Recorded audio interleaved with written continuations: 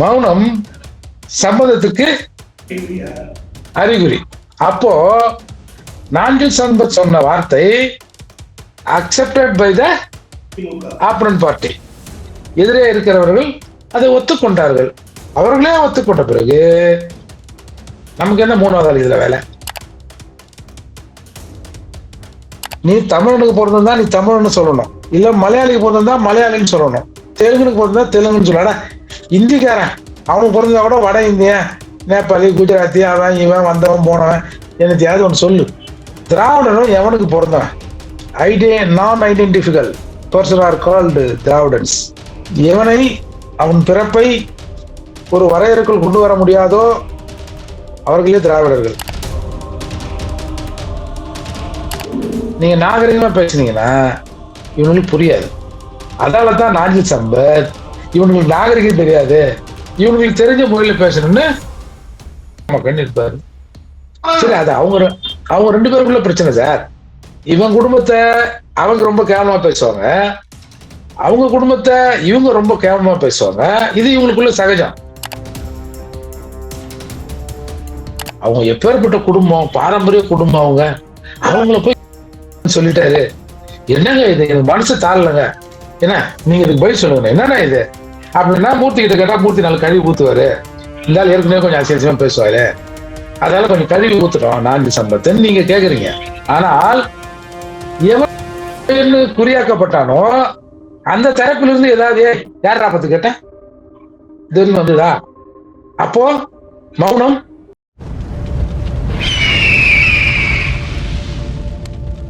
அரசியல் கருத நேயர்களுக்கு வணக்கம். இன்று நம்மோது சிறப்பு விருந்தினர் புரட்சி தமிழரும் பறையர் பேரவை தலைவரும் வழக்கறிஞருமான திரு ஏர்போர்ட் மூர்த்தி அவர்கள். வணக்கம் சார். சார், நேற்றைய தினம் பிகைண்ட் வுட்ஸ் நடத்திய விவாத நிகழ்ச்சியில பல கட்சிகள் கலந்து கொண்டாங்க. அதுல பேசிய நாஞ்சில் சம்பத் அவர்கள் ரொம்பவே கொச்சையான வார்த்தையை பயன்படுத்தி பின் பெரிய பிரச்சனையே ஆயிருக்கு. தொடர்ச்சியா ஆளுங்கட்சியில இருக்கோன்னு சொல்லி இந்த மாதிரி கருத்துக்களை பதிவிட்டே வர்றாரு. எப்படி பாக்குறீங்க இந்த விஷயங்களை? கொச்சையான வார்த்தை ஒரு தேன்ற வார்த்தையை பயன்படுத்திருக்காரு. தேனா உங்களுக்கு தெரியாதா? இல்ல என்ன வார்த்தைன்ற அப்படின்னு சொல்லி பயன்படுத்திருக்காரு. தப்பா? எப்படி பாக்குறீங்க இந்த மாதிரி விஷயங்கள் ஆளுங்கட்சியில இருக்குன்னு சொல்லிட்டு பண்றாரு? இல்லங்க ஏங்க, ஆளுங்கட்சி அது இருக்கட்டுங்க, தப்பா? ஏன் தவறான வார்த்தை தானே அது? சொன்னா செருப்பால் அடிக்கலாம், அப்படித்தானே? ஆமா. அப்ப ராமசாமி நாயக்கர் கூப்பிட்டதை எல்லாரும் பெருமையா பேசிக்கிறானோ. முத்தரங்கம் சாலையில கடைசி கூட்டத்துல கூடிட்டு மக்களே அப்படின்னு எங்களை பாசத்தோட கூப்பிட்டாரு. எங்களுக்கு மக்க அப்படின்னு சொன்னதுக்கு எங்க அப்பா தானே சொல்லிட்டு போறாரு. அதுக்கு அர்த்தம்னா ஒரு புருஷன் அவன் பொண்டாட்டிங்கிறான், எனக்கு என்ன இருக்குது, அது அவன் பொண்டாட்டி தானே அப்படின்னு அண்ணாதுரை ஒரு விளக்கம் கொடுத்தாராம். புரியுதா புரியலையா? அதனால சொல்றது என்ன பெரிய விஷயம்? இதுல வேற என்னைய கேட்டு வேற என்னை அசிங்கமா பேச வைக்கிறீங்க. ஆனா ஒரு விவாத நிகழ்ச்சியில இப்படி பேசுறது எப்படி சார் எடுத்துக்கிறது? ஏங்க இதாங்க இவங்களோட இயல்பு, இவங்களோட இயல்பு இதான். இவங்க பிறப்பே தப்பு. இப்போ ஒரு தமிழனுக்கும் ஒரு தமிழச்சிக்கும் பிறந்தவன் தமிழன், இப்படிதானே? இப்ப நான் தமிழன், ஒரு தமிழனுக்கும் ஒரு தமிழச்சிக்கும் பிறந்தேன். இப்ப நம்ம பக்கத்துல ஒரு டீ கடை வச்சிருக்காரு ஒரு நாயரு, அவரு மலையாளிக்கும் மலையாள பெண்ணுக்கும் மலையாள ஆணுக்கும் பிறந்தவர் மலையாளின்றாரு. இப்ப நமக்கு இப்ப டிவி டிபேட்லாம் வருவாங்கல்ல தெலுங்கர்கள், ஒரு தெலுங்கருக்கும் ஒரு தெலுங்கச்சிக்கும் பிறந்தவன் தெலுங்க. திராவிடன்றவன் எவனுக்கு பிறந்திருப்பான்னு சொல்லுங்க பார்ப்போம். நீ தமிழனுக்கு பிறந்திருந்தா நீ தமிழ்னு சொல்லணும், இல்ல மலையாளிக்கு பிறந்திருந்தா மலையாளின்னு சொல்லணும், தெலுங்குனுக்கு பிறந்தா தெலுங்குன்னு சொல்லலாம். இந்திக்காரன் அவனுக்கு பிறந்தா கூட வட இந்தியன், நேபாளி, குஜராத்தி, அவன் இவன் வந்தவன் போனவன் என்னத்தையாவது ஒன்று சொல்லு. திராவிடனும் எவனுக்கு பிறந்தவன்? நான் identical person are called Dravidians. எவனை அவன் பிறப்பை ஒரு வரையறைக்குள் கொண்டு வர முடியாதோ அவர்களே திராவிடர்கள். என்று சொன்னால் திராவிடன்னா அது வருகாம பாருங்க, இவர் திராவிடங்க அப்படின்னா நம்ம அவங்க அப்பா அம்மா அவங்க ஆர்ஜனை கேட்டு, ஆமாங்க நம்ம தமிழ்ன்றோம், அவங்க திராவிடன்றாங்க, அவங்க எங்கிருந்து வந்துருக்காங்க, அங்கிருந்து வந்துக்கிறாங்க, இங்கிருந்து வந்துக்கிறாங்க அப்படின்னு நம்ம சொல்லலாம். அதால இது சம்மந்தமே இல்லாத பிறந்தவங்க சம்மந்தமே இல்லாம தானே பேசும். நீங்க இந்த திராவிடர்கள் சம்மந்தமே இல்லாதவன் ஈனமான இல்லாதவன்றதுக்கு ஒரு உதாரணம் சொல்ல போனா, இதே நாஞ்சி சம்பத் துப்புனா தொடச்சி பண்ணாரு. நம்மள ஒருத்தன் துப்புறான், ஏன்னா தப்பு நம்மள கூட செஞ்சிருக்கட்டும், நம்மள ஒருத்தன் துப்புறான், என்ன சொல்லுவோம் நம்ம? துப்பு துப்பு, நல்லா துப்பு, நான் தொடச்சிக்கிறேன் நான் சொல்லுவா. அடங்க யார் அந்த துப்புறேன் இப்படிதானே கேட்போம். துப்புனா தொடச்சிப்பேன் அப்படின்றவங்கிட்ட மானம் வேக்கம் மானம் சூடு சுரணை எதுவுமே இல்லாதவங்க துப்புனா தொடச்சிப்பான். நீங்க இப்ப இந்த கார் எல்லாம் போறீங்கல்ல, பிச்சைக்கார ஒண்ணுமே வழி இல்லாம தான் பிச்சை எடுக்கலான்னு வச்சுப்போம். ஐயா ஐயா ஐயான்னு கேக்குறான், அவன் மூலியில துப்பி பாரு, அவன் கூட ரியாக்ஷன் கட்டுவான். அப்போ ஒருத்தன் துப்புனா தொடச்சி பண்ணான்னா அவனை என்னத்துல சேர்க்கறது நம்ம? புரியுதா? இப்ப இவங்க ஈனமானம் கட்டவனுங்க அப்படின்றதுக்கு ஒரு உதாரணம் சொல்லிருந்தாங்க. நாஞ்சில் சம்பத் மயிலாப்பூர்ல ஒரு கூட்டத்துல பேசுறாரு. எதுக்குயா இலங்கைக்கு 11 எம்பிகள் அனுப்புறீங்க? ஏன் 10 ஆண்கள் கூட ஒரு பெண் கனிமொழியை அனுப்புறீங்க அப்படின்னு அவரா பேசிட்டு, ஏன் அதுக்கு தான் அனுப்புவாங்களா அப்படின்றாரு. இவன் ஏன் கூட்டம் போறான், ஏன் இதுக்கு தான் கூட்டம் போவானா அப்படின்னு பேசுறாரு. எதுக்கு அதுக்கு இதுக்கு புரியுதா? புரியுதா இல்லையா? அது இங்க இல்ல அங்கதான் கூட்டம் போய். அப்போ ஜனங்களுக்கு அது புரியலங்க. புரியலன்னு கைய மேல அப்படி தூக்கி ஒரு சைகை காட்டுறாரு. ஏன் அதுக்கு தான் கூட்டம் போவாங்களா அப்படி ஒண்ணு. இவன் பகுத்தறிவாதிகள்ல நிறைய பேர் பலாப்பட்டுறல இதுல ஓன்னு சிரிக்கிறான், கை தட்டுறான். அவனை கூப்பிட்டு, யாரு ஒரு சொந்த தங்கையை ரொம்ப கொச்சைப்படுத்தி பேசின அவனை கூப்பிட்டு திமுக அனுசரிச்சுதா இல்லையா? இன்னொரு பெரிய மானஸ்தன் ஒருத்தர் இருக்காரு. மானஸ்தன் ஒரு விருது உலகத்துல கொடுக்கணும்னா வருஷா வருஷம் அண்டாளுக்கு தான் கொடுக்கணும், வேற எவனுக்கும் அவனை மீறி யாருக்கும் கொடுத்துட முடியாது. பார்லிமெண்ட் டைகர் சைக்கோ, சைக்கோ தான். அவர் ஒரு பிரஸ் மீட்ல சொல்றாரு, இவங்க இந்த தொழிலை செய்யறதுக்கு போறதுலா வேற ஒரு தொழிலை செய்யலாம், அது பாரம்பரியமா இருக்கிற தொழில், பல நாடுகள்ல அதுக்கு அனுமதி இருக்குது, நம்ம ஊர்ல நம்ம நாட்டுல அதுக்கு அனுமதி இல்லை, அந்த தொழிலை செய்யலாம். எந்த தொழில்? எந்த தொழிலுங்க? தொழில் என்ன? பாலியல் தொழில். என்ன பால் விற்கிற தொழில் அது? அப்போ ஒரு மூத்த அரசியல்வாதின்னு வைப்போம், ஏதோ புக்கெல்லாம் எழுதிக்கிறார் பொழுதுல, நான் பார்லிமெண்ட்ல கக்கூசு போனேன் ஒண்ணுக்கு போனேன்னு. அவரு நமக்கு 1000 அரசியல் ரீதியான முரண்பாடுகள் இருக்கலாங்க. நீங்க அவங்க ஹிஸ்டாரிக்கலா சில விஷயங்கள சொல்லலாம். இப்ப ஒரு ஒரு 30 வருஷத்துக்கு ஒரு 2 தலைமுறைக்கு முன்னாடி ஒருத்தர் திருடனா இருந்தான். அதுக்கப்புறம் அவனுக்கு ஒரு புள்ள பிறகுது, அவனுக்கு இன்னொரு புள்ள பிறகுது. ஏய் நீ எல்லாம் ஒருத்தர் திருட்டு பரம்பரை தானே, உன் தாத்தா திருடன் தானேன்னு சொல்ல முடியுமா? அந்த பையன் எங்கன்னா ஒரு ஸ்கூல்ல வாஜாரா வேலை செய்வான், இல்ல ஒரு ஐடி பார்க்ல வேலை செய்வான், சொல்ல முடியுமா? அந்த சூழல் வேற. அப்போ கருணாநிதி குடும்பத்தை பத்தி அவ்வளவு அசிங்கமா பேசுறாரு, உடனே ரியாக்ட் பண்றாரு, இல்ல இல்ல நான் அந்த சூழல சொல்லல. அவர் டக்குனு ரியாக்ட் பண்ணிடுறாரு. அவர் தெரிஞ்சுட்டு, ஐயோ நம்ம இந்த விஷயத்த சொல்லிட்டு, நான் இந்த நாயன வாசிக்கிறத சொன்னேன். நாயன வாசிப்பது எந்த ஊரில் தடை செய்யப்பட்டிருக்கு? நம்ம ஊர்ல தடை செய்யப்பட்டிருக்கா? எல்லா ஊர்லயும் லைசன்ஸ் கொடுத்து வச்சுக்கிறானா? நீ வாசிக்கிறதுனா எந்த வாசிப்பை பத்தி சொல்ற? புரியுதா? அப்பேற்பட்ட ஆளை கூப்பிட்டு எம்பி ஆக்குறாங்களா இல்லையா? ஏய் உன் சொந்த தங்கச்சி, உன் அப்பா, உன் குடும்பம் அவ்வளவு கேவலமா பேசுறான் ஒருத்தன், அவனை கூப்பிட்டு எம்எல்ஏ ஆக்குறீங்களா, இது எம்பி ஆக்குறீங்களா? அவன் புள்ளை, அவரோட பிள்ளைக்கு தனி சின்னம் கேட்டாரு, செத்தாலும் தனி சின்னம்னாரு, கொடுத்தீங்களா? அப்புறம் அவங்க கட்சியில் இருக்கிற 2 பேருக்கு கூப்பிட்டு என் சின்னத்தையா கொடுத்து என் மார்ல நீ பால் கூட்டுறாது குழந்தை புட்டி பால் வாங்கண்டா உனக்கு அப்படின்னு மார்பை காட்டினீங்களா இல்லையா? இப்ப இதெல்லாம் பேசணும்னா எரிச்சலும், அதாவது இப்ப நம்ம பாக்குறவங்க நினைப்பா என்ன ஒரு பேரா எப்படி கொச்ச வச்சா பேசுறாரு. இவர்களுக்கு இந்த மொழியில் சொன்னால்தான் புரியும் என்பதற்காக கொஞ்சம் தரந்தாழ்ந்து பேசுறேன். நீங்க நாகரிகமா பேசுனீங்கன்னா இவனுக்கு புரியாது. அதனாலதான் நாஞ்சில் சம்பத் இவனுக்கு நாகரிகம் தெரியாது, இவனுக்கு தெரிஞ்ச மொழியில பேசணும்னு கண்ணு இருப்பாரு. சரி, அது அவங்க ரெண்டு பேருக்குள்ள பிரச்சனை சார். உத்தமர்கள் நமக்கு என்ன அதுல? இவன் குடும்பத்தை அவங்க ரொம்ப கேவலமா பேசுவாங்க, அவங்க குடும்பத்தை இவங்க ரொம்ப கேவலமா பேசுவாங்க. இது இவங்களுக்குள்ள சகஜம். நாம நின்று நமக்கு அதை கேட்கறதுக்கு விருப்பம் போட்டா பரவாயில்ல, நல்லா திட்டிடணும்ல அப்படின்னு காது கொடுத்து கேட்போம், இல்லைன்னா காதை முடின்னு போவோம். உங்களுக்கு என்ன பிரச்சனை இல்ல? ஏங்க அவங்களுக்கு நான் வேற இந்த வார்த்தை 50 தடவை சொல்லிட்ட பொழுது இந்த இன்டர்வியூல, சரிக்கிட்ட பரவாயில்ல சொன்னதுக்கு திமுகவில இருந்து இதுவரை கண்டனங்கள் ஏதாவது வந்ததா? ஏடா சொன்ன வரணுமா இல்லையா?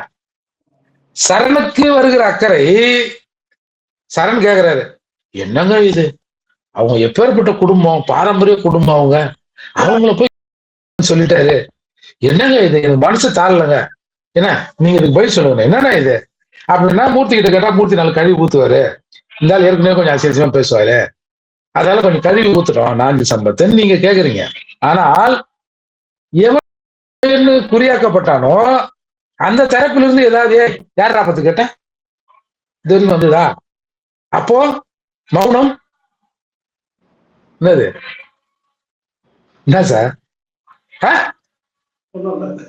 அப்ப நாங்க மட்டும் சொல்லி ஒம்பள மாட்டீங்கல்ல, நான் மட்டும் 10 தடவை 50 தடவை சொல்லணும். அப்போ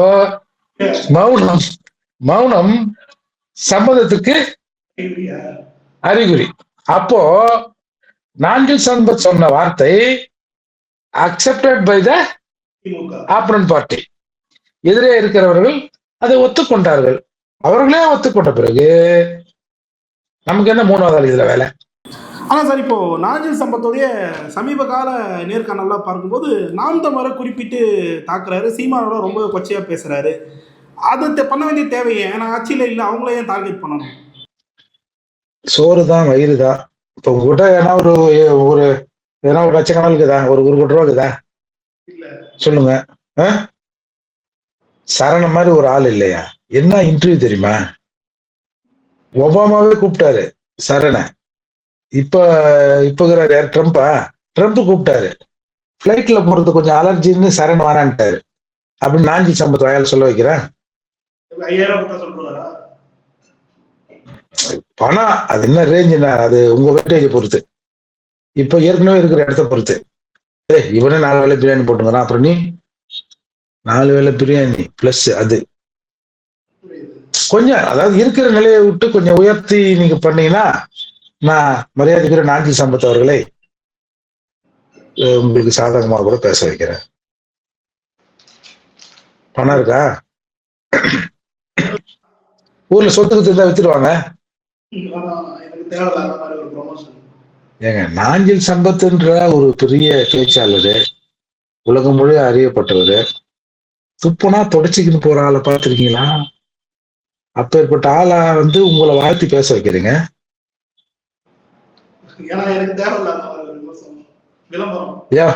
உங்களை அந்த வார்த்தை யூஸ் பண்றாருன்னு பாக்குறீங்களா? நம்மளாம் அந்த வார்த்தையை யூஸ் பண்ண மாட்டார், அவருக்கு தெரியும்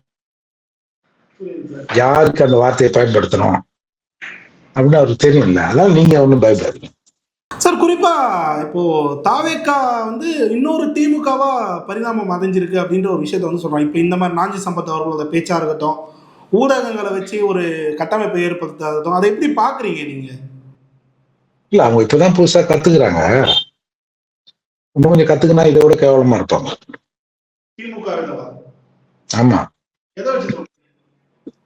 ஏன்னா திமுகல அங்க ஒண்ணும் இங்க ஒண்ணு தானங்க பாலியல் தொலை தரானோ கட்சி பொறுப்பாளர்களுக்கு.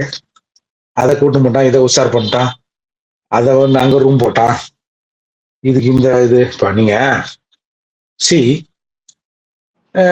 திமுகவில் இருக்கிறவர்கள் செக்ஸ் வீடியோ நம்ம என்ன பார்த்துருக்கோம் சார்? இன்னைக்கு வெள்ளிக்கிழமை ரொம்ப அசிங்கமா பேசுறேன்னு நினைக்கிறேன். இல்ல ஒரு கால் நீ டெம்ட் பண்ணி அந்த மாதிரி கேக்குறியா? இல்ல இல்ல இல்ல நீங்களா தான் பண்றீங்க. சொல்லுங்க. அப்ப அந்த இன்டர்வியூ முடிச்சிருவோமா? இல்ல இல்ல சொல்லுங்க சொல்லுங்க சொல்லுங்க. 12 வயசு ஆயிடுச்சு உங்களுக்கு. இன்டர்வியூ சின்ன பசங்க யாரா பார்க்க போறாங்க? இல்ல இல்ல அதெல்லாம் நான் பாத்துக்கிறேன். நீ பாத்துப்ப. இந்த அண்ணன் மாதிரி எப்படி பேசுறாருன்னு. அதாவது ஒருத்தன் ஒரு லுங்கிக்குள்ள தலையை விட்டான், பாத்தீங்களா? அந்த வீடியோ இருந்தா கூட எடுத்து போடுங்க அந்த இன்டர்வியூல. அது மாதிரி எப்பயோ ஒண்ணு வரும். 3 மாசத்துல 100 நாளுக்குள்ள தாவை கலந்து எத்தனை வந்தது? என்னமோ அது இவனுக்கு மட்டும்தான் இருக்கிற மாதிரியும், வேற கட்சியில எவனுக்குமே இல்லாத மாதிரியும் அப்பப்போ வந்து ட்ரபிள் பண்றாங்கல்ல. திமுக பொதுவாக கொச்சையாக பேசுவார்கள், பச்சையாக பேசுவார்கள் கேள்விப்பட்டிருக்கோம். பொறுப்பாளர்கள் தாவேக சாதாரண ஆளு எப்படி பேசுறான்? எந்த திமுக தொண்டனும் ஏன் எங்க கலைஞர் 3 பொண்டாட்டி வச்சுக்கிறான்னா அவருக்கு இருக்குது. உதயநிதி 5-6 பார்த்தான்னா அவரு ஸ்ட்ராங்கா இருக்கிறாரு அப்படின்னு யாராவது சொல்லி பார்த்திருக்கோமா? ஆனா தாவேக இருக்கிறவங்க ஏன் பொறுக்கிறவங்க 2 பொண்டாட்டி வச்சுக்கிறான், என் புருஷன் 2 பொண்டாட்டி வச்சுக்கிறாரு, நான் அப்படி இப்படி இருக்கிறேன், அவர் வச்சுக்கினா அவருக்கு இருக்கிற வசதிக்கு அவர் 10-15 கூட வச்சுக்கலாம். சட்டம் அதை அனுமதிக்கல, அதான் பிரச்சனை. மிக விரைவில் ஒரு சட்ட திருத்தத்தை கொண்டு வந்து அதை பண்ணிட்டாலும் நம்ம யாரும் கேட்க போறது இல்லை. அதனால அப்படி வந்து சொல்றாங்கல்ல, நீ அவங்க கூட பொண்ணா இவங்க கூட பொண்ணா கட்சி பொறுப்புக்கு அது பண்ண இது பண்ணுன்னு, அதால இது எல்லாத்தையும் மிஞ்சியதான் இருக்கும். ஓகே சார், இறுதியா ஒரே ஒரு கேள்வி சார். இன்னைக்கு கம்யூனிஸ்ட் சண்முகம் அவர்கள் ஒரு விஷயத்தை வந்து பதிவு பண்ணியிருந்தாரு. சிபிஐ சிபிஎம் தடை செய்யப்பட்ட கட்சிகளா இந்த மேகமலை இஷ்யூல வந்து அவர் மென்ஷன் பண்ணி பேசுறாரு. இறுதியா அவங்க கருத்தை எப்படி பதிவு பண்றீங்க அந்த விஷயத்துல? அதாவது போராட்டத்தில் இப்ப மாணவர்கள்லாம் போராட்டத்தில் ஈடுபடுறாங்க. அவங்க வந்து எந்த பொலிட்டிக்கல் பார்ட்டியை பேஸ் பண்ணியிருக்காங்கன்னா கம்யூனிஸ்டுகளை 2 கம்யூனிஸ்டையும் வந்து பேஸ் அவங்களுக்கு அதான். அதால இதை தூண்டி விடுற மாதிரி அந்தந்த ஊர்ல இந்த குஜராத் மாதிரி அந்த பகுதியில பார்டர்ல நீங்க வந்து ஒரு கணக்கெடுப்பு எடுங்க அப்படின்னு சொன்ன பிறகு இது வந்துங்க இது தோழர் சண்முகம் அவர்கள் பொது வெளியில பேசுறாரு.